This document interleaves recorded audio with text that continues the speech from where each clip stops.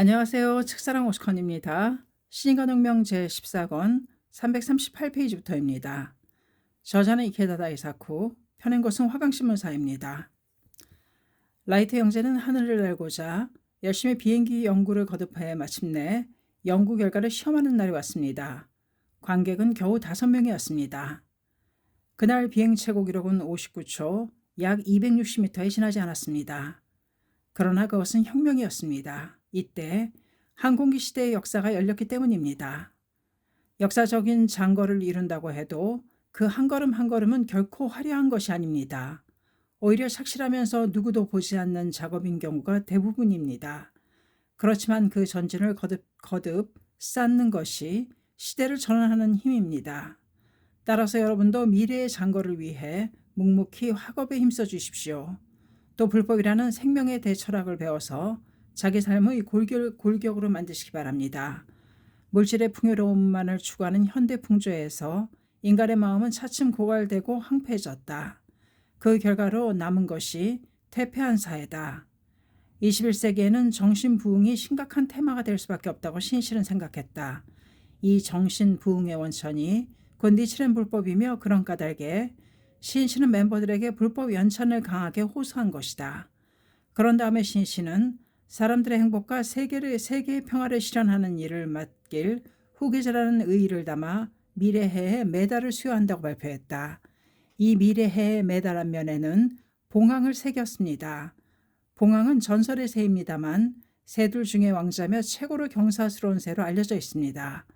발표를 든 멤버들의 볼은 붉게 상기되었다.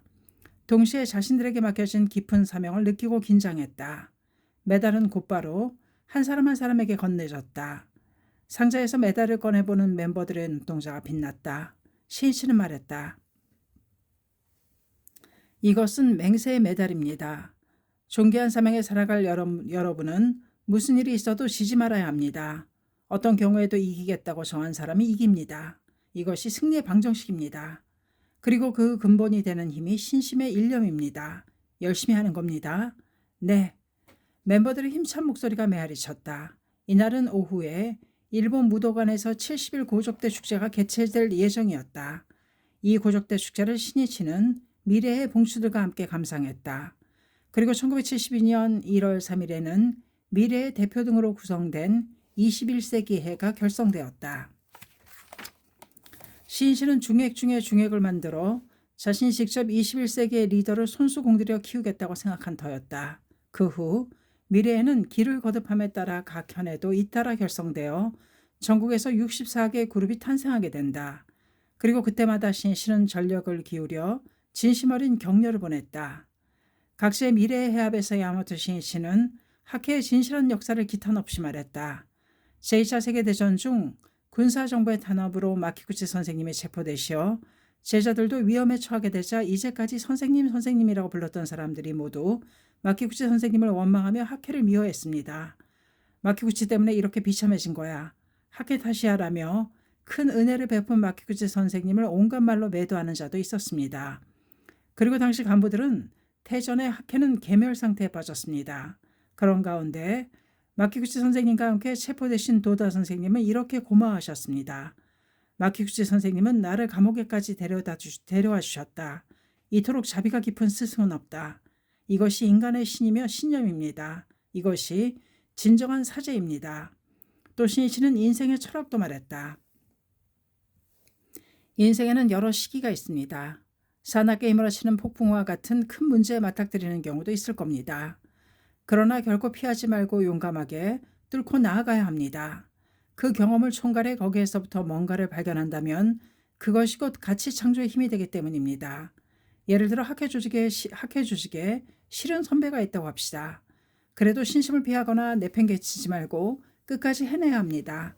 그리고 그런 가운데 선배 간부로서의 참모습을 생각하고 스스로 그렇게 되려고 실천하면 위대한 지도자로 성장하게 됩니다. 무슨 일이든 경험은 재산이며 가치 창조의 어머니랍니다. 신실은 멤버들과 씨름도 했다. 함께 배구를 즐긴 적도 있었다. 기념 사진도 찍었다. 실로 혼신의 힘을 다해 멤버 육성에 임했다고 할 수 있다. 21세기를 위해 후계 인재를 필사적으로 육성하고자 하는 신씨의 일념을 젊은 호는 절절히 감지했다. 도쿄 미래 제2기에 후쿠다 아사코라는 멤버가 있었다. 후쿠다는 가나가와현 미사키에서 개최된 결성식에서 모두가 모기에 물리지 않도록 부채로 모기향을 붙여 연기를 보내주는 야마토 회장의 모습이 마음속 깊이 남아 떠나지 않았다. 후쿠다는 한 살 때 어머니와 오빠와 함께 학회에 입회했다. 그러나 가족은 신심에 적극적이지 않았다. 후쿠다만이 학회의 원인 숙모의 격려에 힘입어 근행을 하게 되었다. 그런 가운데 사람 앞에서 말을 잘하지 못했던 자신이 말을 할 수 있게 되는 등 여러 체험을 했다. 그 감동과 신앙의 환희를 기쁜 마음에 친구들에게 말하기도 했다. 이때가 초등학생 시절이었다. 그러자 그런 이야기들이 부모들 사이에서 소문으로 퍼졌다. 더구나 하지도 않은 말까지 한 것처럼 퍼졌다. 너무해. 어른들은 이래서 거짓말을 하는 건가? 더는 배겨낼 수가 없는 기분이었다. 그때 가까이 사는 부인부 간부가 이렇게 지도해 주었다. 분하지? 그래도 지금은 공부로 실증을 보이는 수밖에 없단다. 야마토 선생님은 젊은이들이 성장하기를 기다리고 계시단다. 그 격려에 소녀는 가슴이 뜨거워졌다. 그리하여 마음속으로 다짐했다. 먼저 어려운 관문이라는 도립고등학교를 목표로 하자. 그것이 첫 승부다. 후쿠다는 맹렬히 공부에 힘써 1970년 4월 지망한 학교에 입학했다. 그리고 석 달 반이 지난 7월 23일 도쿄 미래의 제2기 멤버로 뽑힌 후쿠다는 기쁜 마음으로 힘차게 결성식에 참석했다. 신씨가 부채로 보내주는 모기향 연기가 후쿠다 쪽으로 흘러들어왔다. 신씨가 말했다. 다바르샤카라는 유명한 미녀의 천하를 얻을 때까지 소중한 몸, 벼룩에 물려서야 되겠는가라는 가사가 있지. 여러분은 소중한 사명을 지닌 사람이란다. 모기 따위에 물리게 하고 싶지 않다. 하찮은 일로 실패해 스스로 상처 입고 인생을 헛되게 하는 그런 일이 있어서는 안 된다. 후쿠다는 신씨의 말에 뜨겁고도 뜨거운 기대를 느꼈다. 평생 광선유포의 사명을 완수하겠다고 결의를 굳혔다. 후쿠다는 국립여자대학교 가운데 가장 어려운 관문이라 일컬어진 오차노미즈 여대에 진학했다. 대학교 졸업 후 여자부 교학부장 등을 거쳐 2002년에는 부인부 서기장에 취임, 청춘의 맹세를 가슴에 안고 여성의 신세기의 새로운 리더로 웅비했다.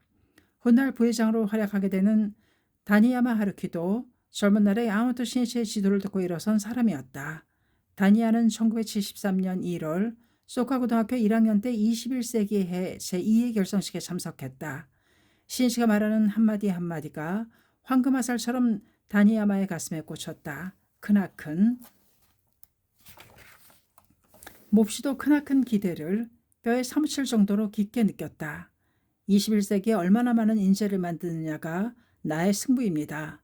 여러분은 광선유포의 보배입니다. 학회의 보배입니다. 나의 희망입니다. 아무리 힘든 일, 슬픈 일이 있어도 비판을 받아도 외톨이가 되어도 절대로 지지 말고 21세기의 창과 승리의 깃발을 흔들며 민중의 개가를 올리는 시대를 구축해 주기 바랍니다. 그런 인재가 나온다면 나는 행복한 사람입니다. 그렇지 않고서는 불행합니다. 다니야마는 생명이 격렬하게 뒤흔들리는 듯했다. 선생님은 보잘것없는 우리를 마음속 깊이 믿어주신다. 그리고 선생님이 목숨을 걸고 개척하신 광선유포의 미래를 또 모든 것을 맡기시려고 한다. 다니야마는 신씨에 불타는 듯한 뜨거운 심정에 압도되었다. 이 스승의 기대를 절대로 배반하지 않겠다고 생각했다. 다니야마는 소카고등학교를 졸업하고 도쿄대학교에 들어갔고 졸업 후에는 종합상사의 사원이 되었다. 회사에서도 미래가 촉망되는 사람이었다. 그러나 언젠가는 학회본부의 직원으로 광선유포의 해원을 위해 인생을 바치고 싶다고 염원했다. 사람에게는 여러 가지 사명이 있고 여러 가지 인생의 길이 있다. 다니야마는 굳이 종합상사 사원에서 본부 직원의 길을 선택했다. 돈도 사회적인 영예도 명성도 모두 내던져 버리더라도 사제공전이라는 이 길보다 더 나은 영광은 없다는 것이 다니야마의 신념이었다.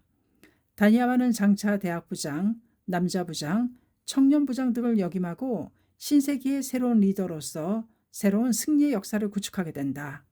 신씨는 평생 미래의 멤버를 지켜보며 계속 격려하겠노라고 결의했다. 신씨는 기회 있을 때마다 멤버들을 만나 진심 어린 격려를 거듭했다. 큐슈 미래의 제1기로 훗날 의사가 된 멤버가 있었다. 야나이 다케시다. 야나이는 30세가 넘었을 무렵 야마구치에 있는 대학병원에 근무하며 박사학위 취득을 목표로 하고 있었는데 차츰 활동에서 멀어져 마음도 학회에서 떠나갔다. 정신을 차려보니 연구도 앞이 막혀 있었다. 자신에게는 의사로서 미래가 없는 것처럼 여겨졌다. 동료와 술을 마시며 몸부림치는 몹시 괴로운 나날이 계속되었다. 광선유포라는 인생의 근본 궤도를 벗어나면 기다리고 있는 것은 공전뿐이다. 야마토 신시는 1993년 5월 히로시마를 방문했을 때 야나이를 초대했다. 신이치는 미래의 멤버를 한 사람도 빠짐없이 존귀한 사명에 굳세게 살아가는 인재로 육성하려고 늘 진검승부로 임했다. 야나이는 학회원인 아내의 재촉에 못 이겨 마지못해 히로시마로 찾아갔다. 신이치는 동지를 격려하기 위해 전혀 쉴 틈도 없이 생명이 단축되는 것까지 무릅쓰면서 동분서주했다. 야나이에게도 스태프로서 눈에 띄지 않는 일을 도와달라고 부탁했다. 이 젊은 의사가 민중을 위해 일하고 봉사하는 숭고한 학회 정신을 상기해 주었으면 했다. 의학을 하는 마음도 광선유포를 하는 정신도 그 점에 있기 때문이다. 야나이는 땀투성이가 되어 필사적으로 회원을 격려하는 신씨의 모습을 보고 자기가 살아온 삶의 자세가 부끄러웠다. 난 결국 단지 내 명리를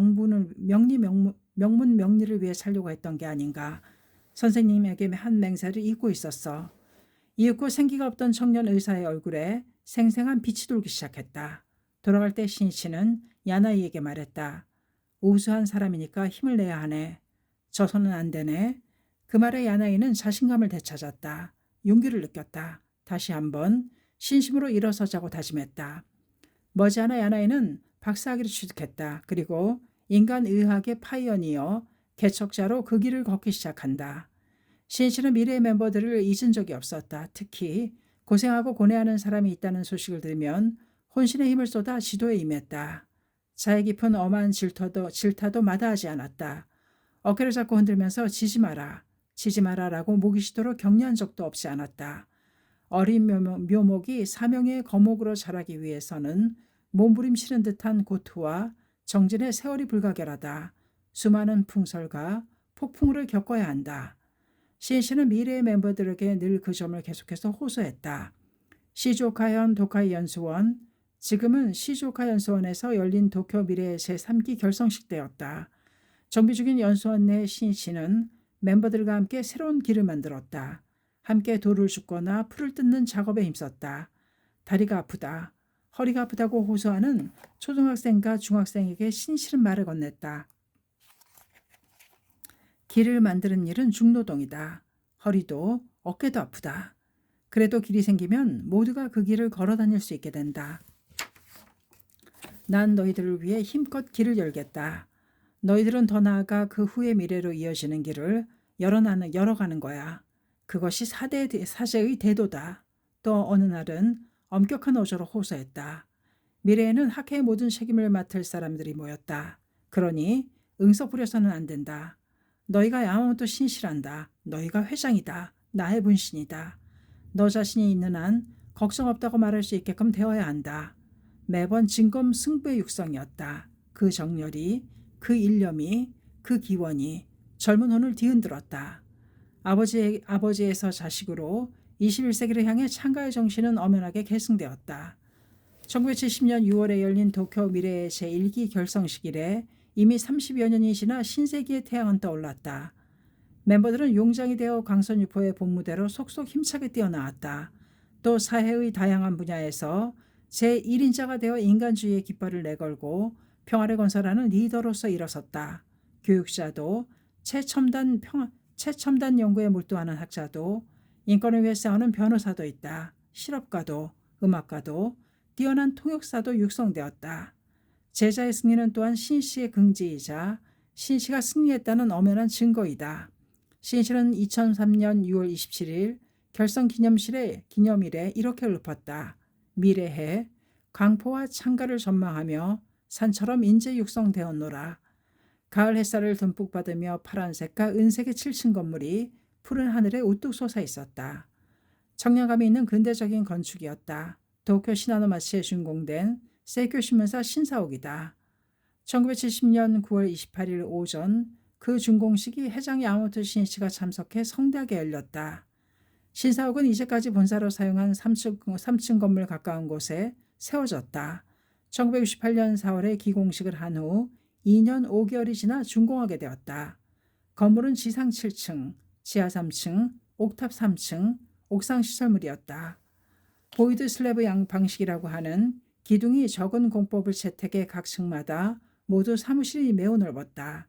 또 이 신사옥에서 컴퓨터와 사진 전송 시스템 등 정보화 시대에 적응할 수 있는 당시로는 최신 설비를 갖추었다. 1층 정면 현관으로 들어서면 밝은 로비가 펼쳐지고 응접실, 회의실, 사무실 등이 있다. 2층은 사무실, 3, 4층은 편집실, 5층에는 컴퓨터실, 전송사진실 등 근대적 설비를 완비했다. 6층에는 300장에 가까운 다다미 약 181평이 깔린 큰 강당이 있고 7층에는 회의실 등이 있다. 지하층은 지하 1층이 필로티, 건축 스타일, 지하 2층에 식당 등이 있고 지하 3층에 사진 스튜디오, 기계실이 있다. 세교신문은 이 전날인 27일자로 때마침 3,000호를 발행했고 발행 부수도 400만 부를 넘어 그때 이미 아사히, 요미우리, 마이니치와 같은 3대 일간지에 버금가는 존재가 되었다. 이날 신문사에 도착한 야마모토 신이치는 마중 나온 직원 대표에게 말했다. 축하합니다. 훌륭한 언론성이 완성되었군요. 마음도 아주 새롭게 하여 출발합시다. 날마다 자신의 타성을 타파하는 것이 좋은 신문을 만드는 최대 요건입니다. 하루하루가 투쟁입니다. 인간은 이제 이것으로 됐다고 생각하고 도전하는 마음을 잇는 순간에 타성에 젖어들고 보수적으로 됩니다. 전진입니다. 자, 이곳을 무대로 정의의 논진을 펴서 인간 철학을 발신합시다. 그리하여 희망을 보냅시다. 용기를 보냅시다. 준공식은 오전 10시 반이 지나 신사옥 6층 강당에서 열렸다. 이 자리에는 직원, 통신원, 보급소장, 배달원 대표, 공사 관계자, 그리고 연수에 참가하기 위해 일본을 방문 중인 해외 멤버도 참석했다. 야마모토 신이치는 세계 세이쿄라는 마음에서 해외 멤버를 참석시키자고 제안했다. 근행과 경과보고가 있은 다음 세이쿄 신문사 사장에 취임한 주조 기요시 그리고 전무이사인 아키즈키 에이스케가 인사말을 했다. 그런 다음 사주인 야마모토 신이치가 시공을 맡은 공동기업체 대표에게 기념품을 증정했다. 그리고 끝으로 세이쿄 신문사가 무관의 긍지를 소리 높여 합창했다. 신사옥 준공을 기념해 만든 노래다. 높은 이상의 가슴 벅차오른다. 풍설을 헤쳐 오랜 세월 생명의 말에 힘 있노라. 함께 개척하자 가시밭길을 빛나는 내일의 승리를 위해. 어두운 세기의 어둠을 깨는 사회의 지표 지금 여기에 바라는 빛에 사명이 있노라. 함께 새기자 선구의 역사 영원히 무너지지 않는 미래를 위해. 강한 정의의 영지를 갖고 광포의 소식지 내걸고 나가는 무관의 왕자에게 긍지 있노라. 함께 부르자 평화의 찬가 영광이 빛나는 세계를 위해. 무관의 왕자라는 말을 신이치는 일찍이 세이쿄신문 관계자에게 선사했다. 신이치는 거기에 권위도 명성도 추구하지 않고 그 어떤 권력도 두려워하지 않으며 민중을 위해 과감하게 투쟁하는 용감한 사람이 되라는 뜨거운 기대를 담았다.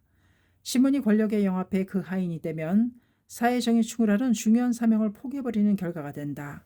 더 나아가 진실을 알아야 할 민중이 권리를 빼앗겨 신문은 사람들의 눈을 속이는 연막으로 변하고 만다.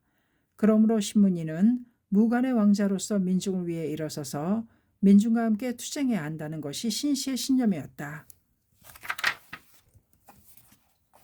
신이치는 이날 준공식을 기념해 앞들 모퉁이에 벚나무를 심고 직원들과 기념사진을 찍었다. 또 신사옥 관내도 둘러보았다. 편집실이 매우 넓었다. 신이치는 직원들이 무엇 하나 불편한 것이 없고 최고의 환경에서 일하기를 바랐다. 그리고 최고의 일을 해주길 바랐다. 그것이 회원의 희망과 용기로 이어지기 때문이다. 4층에 가니 세이쿄신문의 발자취 등이 사진으로 전시되어 있었다. 신이치는 창간 당시의 모습을 회상하면서 옆에 있는 신문사 간부들에게 말했다. 훌륭한 건물에서 모두가 기쁜 마음으로 일할 수 있게 되어 나는 무엇보다도 기쁩니다. 그러나 예전에 이치가야에 있는 건물의 좁은 방 한 칸에서 신문을 만들 때의 고생을 잊어서는 안 됩니다. 환경이 갖추어지면 갖추어질수록 창간 당시의 정신을 늘 서로 확인하는 것이 중요하지 않겠습니까? 그렇게 하지 않으면 갖춰진 환경에 있는 게 당연하다고 생각하고 환경 조건이 조금 나쁘면 금방 푸념과 불평이 나오고 마는 법입니다. 그렇게 되면 직원으로서는 이미 패배의 타락입니다. 나는 그 점이 두렵습니다. 신실은 관내를 돌면서 스승 도다 조세이와 세이쿄 신문을 창간하기까지의 나날이 어제 일처럼 떠올랐다. 세이쿄 신문은 도다가 사업 실패라는 궁지에서 벗어나 제2대 회장에 취임하기 직전인 1951년 4월 20일에 창간되었다. 도다가 그 구상을 처음으로 신씨에게 이야기한 것은 그 한 해 전의 8월, 도다가 경영하던 도쿄 건설신용조합이 지지부진하여 영업 정지가 되었을 때였다. 도다와 신씨는 도쿄 도라노몬에 있는 다방에서 신용조합이 영업 정지가 되리라는 정보를 알고 있는 어느 신문사 기자를 만났다. 그리고 돌아가는 길에 도다는 절실한 어조로 말했다. 신씨, 신문이란 지금의 사회에서는 상상 이상의 힘을 가지고 있다. 하나의 신문을 가지고 있다는 건 실로 엄청난 힘을 갖는 것이다. 학회도 언젠가 되도록 빠른 기회에 신문을 가져야겠구나. 신씨 잘 기억해두게. 도다는 세이쿄 신문 발간에 관한 작상을 야마모토 신씨에게 이야기한 날 저녁 학회 이사장 사임을 발표하였다. 자신이 경영해온 신용조합이 영업정지가 되어 그 영향이 학회에 미칠 것을 우려하여 결단한 사임이었다. 그 1952년 12월이었다. 도다와 신이씨는 신바시역 근처 식당에 들어갔다. 도다는 힘주어 강선유포의 장대한 전망을 이야기했다. 그리고 확인하듯이 신이치에게 말했다. 신문을 만들자. 기간지를 만들자꾸나. 이제부터는 언론의 시대다. 아직 도다의 사업은 몹시 힘들고 어려운 때였다. 그러나 도다의 눈은 양양한 대해연에 출발할 학회의 미래를 응시하고 있었다. 해가 바뀐 1951년 2월의 추운 밤이었다. 도다가 신이치에게 선언했다. 이제 곧 신문을 내자. 내가 사장이고 자네가 부사장을 맡게. 당당하게 해보지 않겠는가. 그로부터 매우 급하고 바쁘게 준비하기 시작했다. 3월에는 유지 몇 명이 도다의 집에 모여 신문 기획 회의를 열었다. 이 자리에서 도다가 말했다. 이 신문으로 광선유포의 투쟁을 개시하는 것이다. 여러 의미에서 언론전의 영웅이 되어야 한다. 신씨는 결의했다. 그 마음을 신씨는 일기에 이렇게 적었다. 일본 제1, 세계 제1의 큰 신문으로 발전시키겠다고 마음속에 다짐한다. 몇 번이고 준비를 위해 협의했다. 신문 이름을 정하는데도 다양한 의견이 나왔다. 문화신문, 창가신문, 세계신문. 이 말을 듣고 있던 도다가 웃으면서 말했다. 세계신문이라. 흥미롭구나. 하지만 그런 이름이라면 예를 들어 우주신문은 어떤가? 더욱 기후가 강대하지 않는가? 그러나 수차례 검토를 거듭하여 결국 세이쿄신문으로 결정했다. 그 이름에는 대우주의 근본법인 불법을 세계에 전하는 신문을 만든다는 도다의 기계가 넘쳤다. 그리하여 4월 20일에 창간호를 냈다. 도다는 궁지에 몰린 사업의 활로를 열기 위해 신주쿠 하코닌초에 있는 다이토 상공을 거점으로 분투하고 있었다. 그 사무소가 세이쿄신문 창간호의 편집 작업실로 사용되었다. 사무소라 해도 제2차 세계대전 중에 안경이나 망원경에 쓰이는 렌즈를 제작했던 작은 마을 공장의 건물이었다. 방은 횡동그렁하고 문틈으로 바람이 새어들어와 일하는 멤버들은 모두 추위에 떨었다. 이 편집실에서 도다는 엄청난 기세로 건피를 휘둘렀다. 창간호에는 일면톱을 장식한 논문 신념이란 무엇인가를 썼다. 그리고 묘우공이라는 필명으로 소설 인간혁명을 연재하기 시작한 것을 비롯해 칼럼인 촌철 등을 집필했다. 창간한 지 한 달 남짓 지났을 무렵 다이토 상공은 이치가야 근처의 이치가야 빌딩 2층으로 옮겨 세이쿄신문 편집실도 같은 건물로 이전했다. 책상 2개를 나란히 놓자 가득 차버린 좁은 방이었다. 야마토 신이치도 창간일에 열심히 글을 썼다. 간부를 소개하는 기사를 쓰는가 하면 바이런, 베토벤, 나폴레옹 등 역사상 인물의 삶을 논하는 원고도 썼다. 도다는 소설 인간혁명의 원고를 도중에 쓰다 말고 신씨에게 건네며 나머지는 자네가 쓰게라며 시키기도 했다. 이는 도다를 대신해 신씨가 도다의 사상과 철학을 후세에 전하기 위한 훈련이기도 했으며 신씨라면 그 일을 해낼 수 있으리라 확신했음에 틀림없다. 실로 사제공전 속에서 세교신문은 탄생하였고 황금의 역사를 새겼다. 또 학회섭외부장에 취임한 신씨는 각 대중매체의 오해에 따른 중상이나 오보가 있으면 곧바로 관계자를 만나 그 잘못을 바로잡았다. 때로는 오보나 악질적인 유언비어를 답하기 위해 자진해서 힘차게 정의의 논지를 펼쳤다. 광선유포는 언론전이다. 횡행하는 악을 보면서 침묵하고 방치하면 악은 무제한으로 조장된다. 정의라면 단호히 악과 투쟁에 이겨야 한다. 정의가 패배하면 민중을 깊은 어둠 속으로 쳐서 떨어뜨리는 격이 된다. 도다 조세이도 야마토 신이치도 세큐신문은 사랑하는 우리 동지에게 보내는 편지라는 마음으로 생명을 신문 속에 새겨넣던 원고를 썼다. 창간 당시 세큐신문은 이면 세로판으로 열흘에 한 번 발행했다. 창간호 발행 부수는 약 5,000부다. 만족할 만한 사진 기자조차 없었지만 지면은 충실했고 기세가 있었다. 학회 정신이 맥박치고 있었다. 1953년 11월 학회본부가 도쿄 니시간다에서 시나노마치로 이전하면서 세큐신문사도 이때 시나노마치 학회본부로 옮겼다. 이 신문을 일본 전역과 전 세계 사람들이 읽도록 하고 싶다고 도다는 결의했는데 창간 5주년을 맞이한 1956년 연도부터 아시아 여러 나라 지도자에게 세큐신문을 증정하기 시작했다. 인도의 네루 총리, 필리핀의 막사이사이 대통령, 중국의 마오쩌둥 주석과 존 나이 총리 등 10명이었다. 증정 취지를 적은 서간은 본보를 통해 불교가 무엇인지에 대한 이해를 한층 더 깊게 하시어 이로써 동양 문명을 위해 더욱더 진력하시기를 기원드리는 바입니다. 라는 내용이었다. 도다는 세이쿄신문으로 동양의 평화와 우호의 길을 열자고 생각했다. 1957년 8월 세이쿄신문사는 학회본부 가까운 곳에 사옥을 갖게 되었다.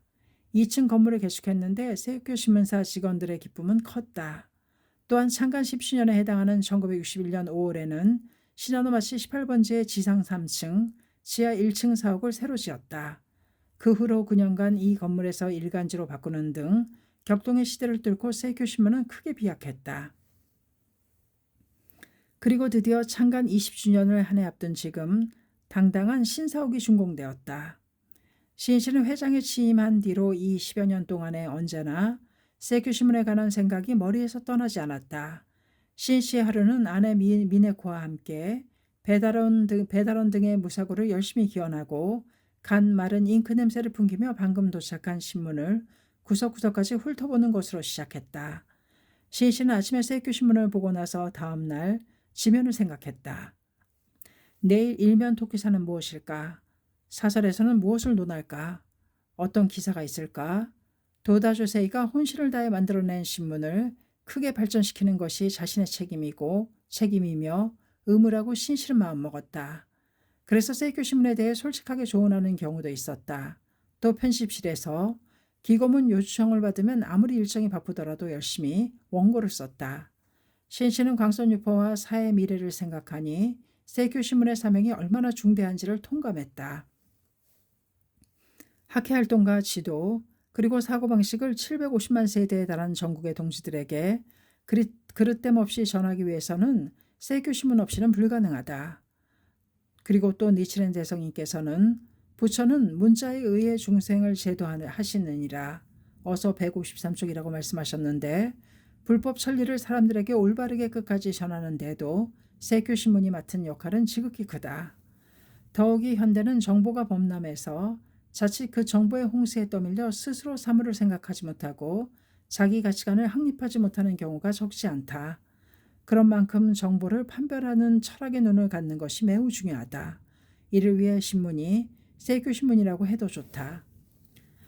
신실은 세이쿄의 신사옥이 완성되어 이 새로운 언론성을 무대로 드디어 본격적인 인간주의의 대사상운동이 일어나리라고 생각하니 가슴이 고동쳤다.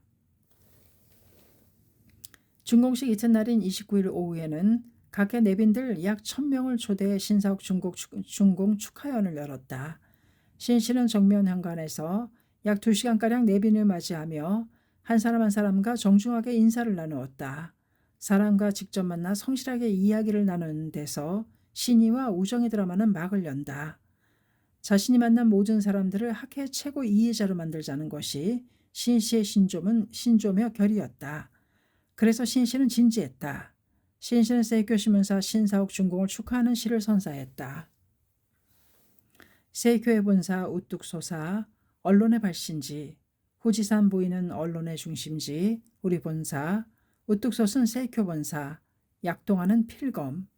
신 씨는 세이쿄 신문사 직원에게는 숭고한 정의의 언론전을 전개해 주기를 바랐으며 자신 또한 그 선두에 서겠다고 결의한 터였다. 현대사회에서 가장 결락되어 있는 것은 정과 사, 선과 악을 분별하는 것이며 사악과 싸우는 마음이라고 할 수 있다. 본래 평화나 인간성이라 해도 사악과 싸우는 마음이 뒷받침되어야 한다. 사악이 함부로 세력을 휘두르며 제멋대로 날뛰는 것을 묵인하는 평화는 정신의 무덤가에 떠도는 어둠의 정적이다. 사악의 눈을 감은 인간은 결코 관용을 베푸는 것이 아니라 겁이 많고 무기력함에 지나지 않는다. 부정을 용납하는 무사한 일주의는 일시적으로는 좋은 듯이 보여도 머지않아 모두를 불행하게 만들고 만다. 사악과 싸우는 정의로운 마음을 가지고 일어서는 것이야말로 본래 언론의 사명이라 할 수 있다.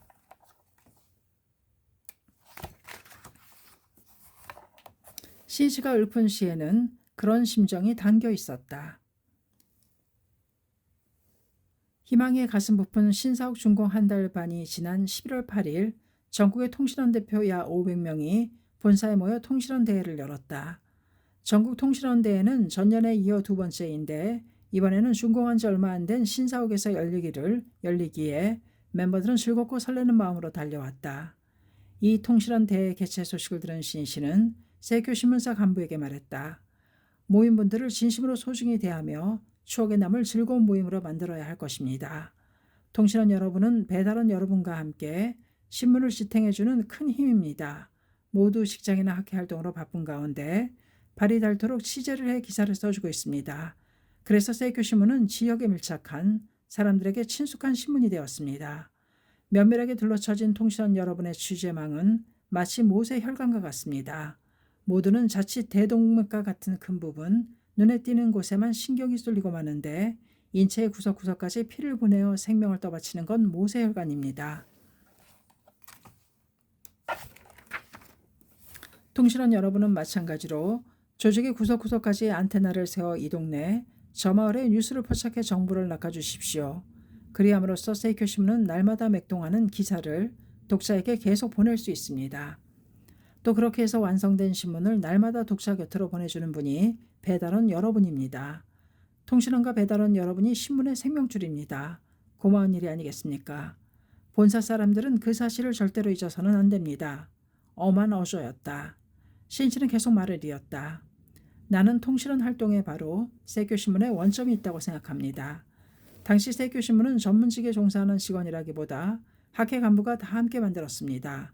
도다 선생님을 비롯해 나도 이사들과 모두 힘껏 원고를 썼습니다. 남자 부장이며 학자였던 야마기야 히로시 씨도 체험담을 담당했습니다. 논문은 자신 있지만 체험담을 짧게 요약해 쓰는 건 서투르다며 자주 철야 작업을 했습니다. 도다 선생님은 보다 못해 체험담 쓰는 방법도 지도해 주었습니다. 그런데 완성된 원고는 실리지 못한 몰서가 되었습니다. 병을 극복한 체험담이었는데 뿌리가 학자이기 때문에 설명이 지나치게 상세해서 의학 논문처럼 되고 말았지요. 모두 일을 하고 학회 활동에 힘쓰면서 신문을 만들었습니다. 바쁘지만 필사적이었습니다. 그 트온이 지면에 넘쳐 흘렀습니다. 그렇기 때문에 신문에는 감동이 있었습니다. 지금 그 정신을 계승한 사람이 통신원 여러분입니다. 이 제도를 만드신 분은 도다 선생님이셨는데 선생님은 통신원을 진심으로 소중히 여기시고 훈련해 오셨답니다. 세이쿄 신문사 간부들은 진지한 얼굴로 신 씨의 말에 귀를 기울였다. 통신원 제도가 발족하고 첫 통신원 회의가 실시된 때는 1954년 1월이었다. 당시 학회는 16개 지부였는데 통신원은 각 지부에 1명, 또 남자부와 여자부에 각각 1명씩 임명되었다. 시나노마치에 있는 구 학회본부에서 열린 통신원 회의에서는 업무 내용 등을 설명한 다음 도다 조세이를 중심으로 질의응답이 이루어졌다. 그리고 나서 끝으로 도다는 최대의 기대를 담아 통신원에게 말했다. 세이큐 신문에 대한 여러분의 협력에 대단히 감사합니다. 지금 여러분은 새로운 결의에 불타고 계실 텐데 인간은 자칫하면 타성에 점점 휩쓸리기 마련입니다. 기사 작성을 하는 데에도 그런 타성과 투쟁하는 것이 중요합니다. 나는 통신원이 진정한 투쟁인이 되었으면 합니다. 투쟁인이란 민중을 불행하게 만드는 사악을 기필코 타파하고야 말겠다는 새빨갛게 솟구치는 투혼과 정열을 불태우는 사람입니다. 가슴에 불꽃을 지녀야 합니다. 허영이나 남의 눈을 의식하고 쓰는 겉모양뿐인 문장이어서는 사악을 근절할 수 없습니다. 그런 글은 자기 만족에 해당합니다. 정법 정의를 위해 민중을 위해 목숨을 걸고 민중을 위해 목숨을 걸고 써야 비로소 패는 검을 이길 수 있습니다. 그리고 도다는 이 자리에서 지면을 충실히 하기 위해 각 분야의 인재 11명을 사후로 초빙해 수시로 집필을 부탁하겠다고 발표했다. 1월 30일자 세이큐신문에서 이 사후와 함께 통신원 18명의 명단이 게재되었다. 사후에는 선임 이사인 고니시 다케오, 대학 조교수 간다 조지, 소설 니치렌 대성인의 저자인 미나토 구니조 등과 함께 26세인 야마모토 신이치의 이름도 있었다. 통신원 제도가 시작되고 나서 2년 후인 1956년 1월에는 지방판이 출범했다. 이해 4월에는 전국 통신원이 33명의 진용을 이루게 된다. 1957년에는 홋카이도 유바리 탄강에서 탄강 노조에 의해 학회원이 쫓겨나는 유바리 탄강 노조 사건이 발생했는데 그때 적합히 대응할 수 있었던 것은 통신원에 의한 바가 컸다. 전년 여름 무렵부터 탄강 노조 측의 움직임을 알아챈 통신원이 낱낱이 상세하게 본사에 연락했던 것이다. 학회본부는 세이큐 신문 본사에 보내준 통신원의 연락으로 탄압이 차츰 격심해지고 있음을 알았다. 그리하여 그 정보를 바탕으로 도다 조세이를 중심으로 협의를 거듭 문제가 표면화되었을 때는 곧바로 적합하게 손을 쓸 수 있었다. 이 통신원은 자신이 학회의 눈이 되고 기가 되며 발이 되겠다고 결의한 터였다. 통신원의 마음에는 광선유포를 저지하고 동지를 괴롭히는 마성의 권력과는 단호하게 철저히 투쟁하려는 정의의 불꽃이 새빨갛게 타올랐다. 이것이 세이큐의 혼이자 통신원의 마음이다.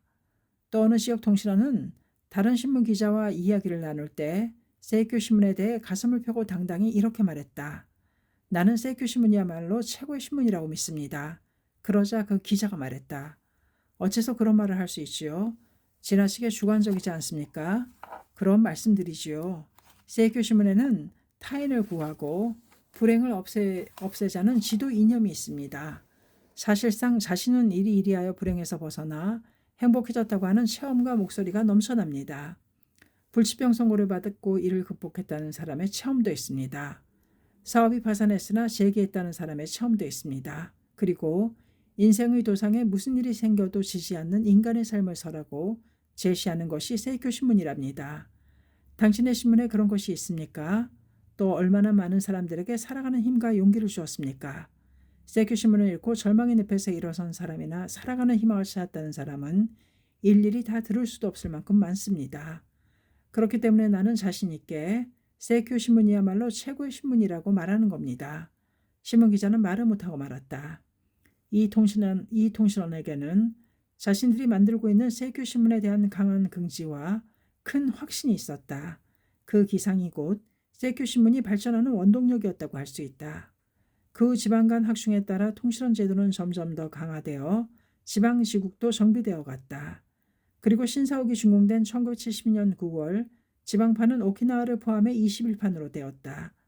야마토 신시는 세이큐 신문사 간부에게 통신원의 사명이 얼마나 중대한지를 말한 다음 이렇게 말했다. 통신원 대회가 열리는 날은 학회본부에서 근행회도 있고 해서 나는 참석하지 못하지만 모두를 위해 기념서적 등을 준비하겠습니다.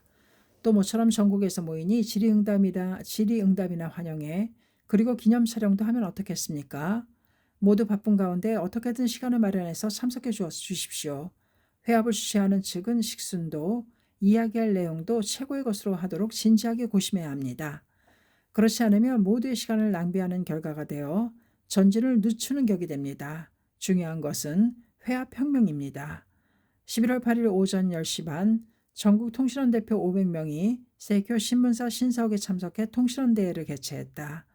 이 자리에서 새 통신원을 임명하고 세교 신문의 역사와 통신원의 사명 등에 대한 이야기가 있었지만 참석자에게 커다란 공감을 불러일으킨 것은 활동보고였다. 홋카이도 구시로에서 남자부 총블록장을 맡고 있는 도야마 세이지가 더듬거리는 어조로 말하기 시작했다. 도야마는 당시 국철 직원으로 구시로 철도관리국에서 근무했다. 입회는 1964년 봄에 했고 통신원으로 활동하기 시작한 것은 4년 전이다. 원래 입회하게 된 계기도 빵을 산 가게에서 본 세큐 신문이었다. 처음에는 신심을 할 수 있게 된 은혜에 보답할 마음에 의욕적으로 원고를 썼다. 그런데 보낸 원고가 실리지 않고 계속해서 몰서가 되자 실직이 나서 통신원 활동에서 멀어지고 말았다. 그러나 학회 활동에는 힘을 쏟아 남자부 대블록장을 활약하게 되었다. 도야마가 담당한 조직은 회사 기숙사에서 자전거로 40분 정도 걸리는 곳이었다. 그 조직에 남편을 여의고 새 아이들을 키우는 부인부 멤버가 있었다. 자녀들은 성격도 밝아 특히 중학생인 사내 아이는 학생회장을 지내고 성적도 우수했다. 그리고 면학과 창제에 열심히 힘써 염원하던 고등학교에 합격했고 성적이 좋아 장학금도 받았다. 도야마는 신심의 위대함을 통감했다. 이 소년의 체험을 어떻게든 많은 사람들에게 소개하고 싶었다. 그래, 세큐신문에 원고를 쓰자. 도야마는 그 가족을 취재해 사진도 찍고 원고를 썼다. 지국에 보냈지만 또다시 몰서가 될지도 모른다고 생각했다. 며칠쯤 지나 신문을 펼친 도야마는 뛰어오를 듯이 기뻤다. 자신이 쓴 체험단 기사가 홋카이도판에 크게 실린 것이다. 손에 든 신문에 굵은 눈물방울이 뚝뚝 떨어졌다. 도야마는 통신원의 기쁨과 사명을 절절히 느꼈다. 사명을 완수한 곳에 환희가 있고 행복이 있다. 생각해보면 나는 기사가 몰수가 되었다고 해서 내 사명까지 몰수가 된 것처럼 여겼구나. 도야마는 결의를 새롭게 했다. 도야마가 취재할 때 발휘된 것은 처음엔 자전거였다. 겨울에 페달을 밟으면 살을 애는 듯한 찬바람에 얼굴이 욱신거렸다. 속눈썹도 얼어붙었다. 두꺼운 털실 장갑을 꼈어도 핸들을 잡은 손가락 끝이 콕콕 쑤시고 아팠다. 그러나 그런 엄동설안의 천지에서 투쟁하는 동지의 활약을 전하고 싶어 도야마는 투혼을 불태웠다. 신심의 실증을 굽힌 동지가 있는 곳, 환희 넘치는 벗이 모이는 곳에는 반드시 도야마의 모습이 있었다. 홋카이도 동부에 있는 광대한 곤센 벌판을 달리기 위해 도야마는 이윽고 중고차를 구입했다. 차를 이용하게 되었다고 해도 겨울에 영하 20도를 밑도는 눈보라 속에서 하는 취재 활동이다. 눈보라가 휘몰아치는 날은 앞 유리창에 달라붙은 눈이 얼어서 와이퍼가 들려 그 위로 움직이고 만다. 그러면 눈을 치우지 못해 앞이 보이지 않게 된다. 그럴 때마다 차에서 내려 얼어붙은 눈을 손으로 치워야 했다. 한겨울 어느 날 밤이었다. 취재하고 돌아가려는데 차 엔진이 작동하지 않았다. 벌판 가운데 놓인 길이다. 이대로 있다간 얼어 죽고 말겠어. 도야마는 차 안에서 오로지 창제하면서 차가 지나가기를 기다렸다. 이가 덜덜거릴 정도로 몸이 부들부들 떨렸다. 새벽 4시가 지나 가까스로 트럭이 왔다. 구사일생으로 살아난 듯한 기분이었다. 트럭 운전사에게 양해를 구하고 마을까지 갔다. 그리고 잠자고 있는 자동차 정비 공장의 주인을 깨워 수리를 부탁했다. 도야마는 아무리 힘들어도 취재하면서 순수한 신심을 관찰하는 멤버를 만나면 기뻤다. 마음이 무척 상쾌해지고 용기가 솟구쳤다. 취재하고 나서 원고 집필에 열중하다 정신을 차려보면 아침인 적도 많았다. 그럴 때 도야마에게 활력을 불어넣어 준 것이 세교신문을 돌리는 배달원의 발소리였다. 나는 기사를 쓰고 있지만 배달해주는 사람이 있기에 이 기사를 독자가 읽을 수 있다. 눈보라치는 날에도 비 오는 날에도 하루도 거르지 않고 신문을 배달하는 사람은 필시 고생이 더 많고 더욱더 힘들겠지. 이런 생각을 하니 피로가 싹 가셔버렸다. 도야마는 본래 말주변이 없어 남 앞에서 말하려 하면 좀처럼 입이 열리지 않았다. 그러나 통신원 활동을 계속하며 열심히 취재에 힘쓰다 보니 어느 사이엔지 말이 술술 나오게 되었다. 더해 많은 전국에서 모인 통신원 앞에서 생기 넘친 모습으로 활동 보고를 하고 다음과 같은 말로 끝맺었다. 드디어 언론전이 광선유포의 흐름을 크게 좌우하는 시대에 들어섰다고 생각합니다. 저는 그 선두를 달리는 통신원으로서 힘을 다해 학회의 진실한 모습을 전하겠습니다. 불법이 왜 정의로운지를 끝까지 호소하겠습니다. 여러분, 우리 손으로 일본 제1의 세계 제1의 세이큐 신문을 만들어 새로운 역사의 막을 열어갑시다. 큰 박수가 터져 나왔다. 통신원은 남자부만이 아니라 장년부, 부인부, 여자부, 대학부 등 각부에 걸쳤고 여성의 활약도 눈부셨다. 그 중에서 도니가타 지국에서는 여자부 멤버의 건투가 눈에 띄었다. 1956년의 초창기 니가타 지부에서 탄생한 단 한 사람의 통신원이 오자와 유코라는 여자부 멤버였다. 통신원이 되었을 당시 오자와는 고등학교를 졸업하고 얼마 안 지난 때였다. 고등학교 시절에 오자와가 신문 동아리에서 활동했다는 말을 들은 지부장이 그럼 통신원을 해보면 어떻겠는가라고 라며 권유했다. 자진해서 힘차게 활동을 시작하기는 했지만 체험담을 취재하고 촬영한 사진을 현상해 보니 취재한 상대의 목 윗부분이 찍히지 않았다. 셔터를 누를 때 카메라를 움직여버린 모양이다. 깜짝 놀랐지만 그 실패가 오자와의 투지에 불을 붙였다. 오자와는 촬영 기술을 철저히 배웠다. 실패를 계기로 어떻게 하는가에 따라 그 후 승패의 갈림길이 있다. 어느 해 지방판 신년호를 장식할 사진을 의뢰받았다. 오자와는 생각했다. 이른 아침에 동해 사진을 찍자. 오자와는 날이 밝기 전에 집을 나와 열이 넘쳐 부둣가에 섰다. 동해의 겨울바람은 볼을 애는 듯이 차가웠다. 외투깃을 세우고 추위에 떨면서 날이 밝기를 기다렸다. 이윽고 훤히 날이 새기 시작했다. 아침 안개 속에서 파도 위를 오가는 갈매기의 모습이 보였다. 오자와는 계속해서 바다 쪽으로 발걸음을 옮겨 사진 찍을 자세를 취하려 했다. 그때 등 뒤에서 목소리가 들렸다. 아가씨. 뒤돌아보니 경찰관이 서 있었다. 경솔한 행동을 해서는 안 됩니다. 파출소에 가서 이야기합시다. 오자와는 강한 어조로 말했다. 경솔한 행동이라니요. 저는 사진을 찍으려 했을 뿐입니다. 카메라를 보여주자 경찰관은 말을 우물거렸다. 저기 말이죠. 낚시꾼이 젊은 여자가 바다에 뛰어들려 한다고 신고해서 말이죠. 이런 실례했습니다. 덜렁대는 사람이 있어서 우리도 곤혹스럽답니다. 경찰관이 겸연쩍은 듯이 웃으면서 되돌아갔다. 오자 유코는 이윽고 니가타 여자부의 중심자가 되어 매우 바쁜 나날을 보내지만 통신원의 사명을 꿋꿋이 완수해 나갔다. 광선유포 현장의 증인으로서 뉴스를 계속 보내자고 오자와는 결의했다. 1964년 6월 리히터 규모 7.5 대지진이 나가타현 북부를 덮쳤다. 4층짜리 철근 콘크리트 아파트가 옆으로 쓰러질 만큼 커다란 지진이었다. 이때 오자와는 제지를 돌아다니며 회원을 격려하면서 지진 참화를 극복하고 일어선 학회원의 모습을 누구보다도 신속하게 기사로 만들었다. 지진이 발생하고 이틀 후에 열린 자담회에서 서로 격려하는 동지의 모습과 대피소에서 노래를 불러 제자를 격려하는 여자부 멤버의 모습 등이 현장감 있게 씌어 있었다. 또 오자와는 전국판에 수기도 썼다. 니가타에 사는 벗의 안부를 염려하는 동지들은 이 기사들을 보고 마음속으로 안도하면서 신앙을 가지고 있다는 것이 얼마나 굉장한 일인지를 깨달았다. 또 통신원의 사명이 크다는 것과 그 보람을 통감한 오자와는 그 감동을 수많은 여자부 멤버들에게 말했다. 오자와의 이야기를 듣고 니가타에서는 여자부 멤버가 잇따라 통신원을 희망해 젊은 힘이 지국의 원동력이 되었다.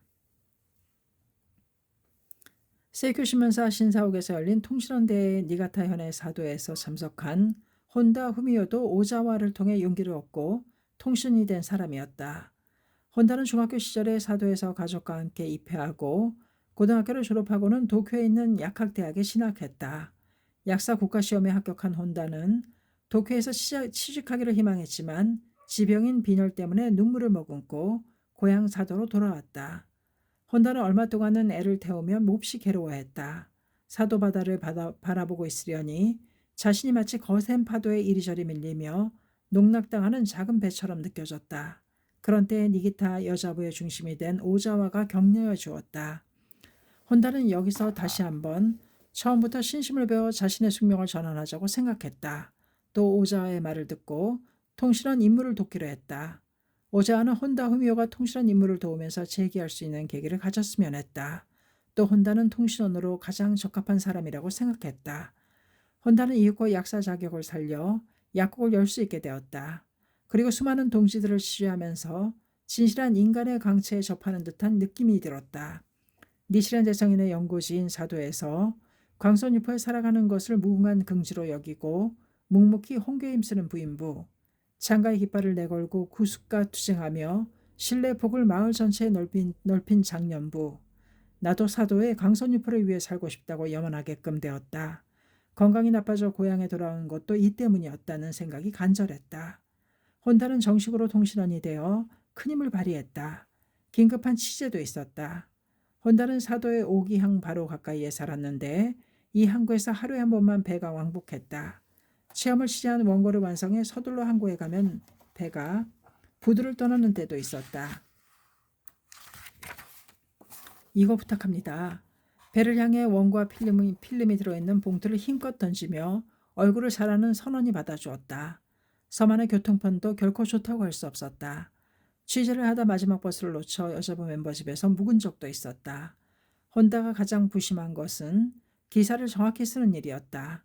특히 이름이나 날짜 등을 확인하는 데 세심하게 주의를 기울였다.